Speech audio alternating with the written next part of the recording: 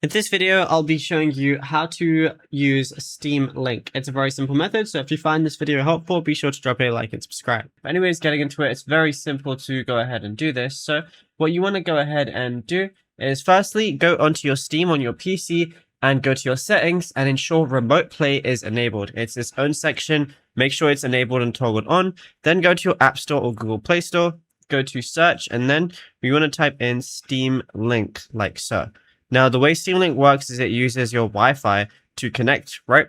So it basically you need to be on the same Wi-Fi for your PC and your phone. This is how it's going to originally connect. Now, make sure you allow it to scan for different devices and stuff because that's how it's going to work. This is welcome to Steam Link. Now it's going to say get started.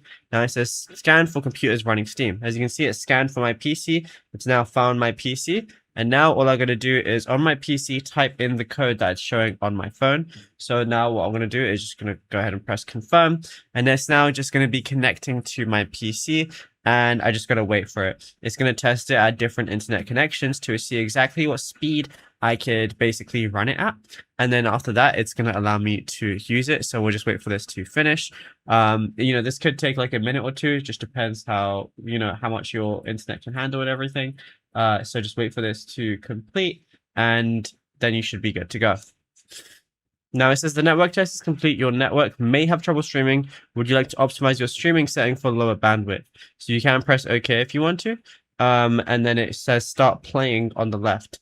So what I'm going to do now is press start playing, and then I'll be able to basically use my controller.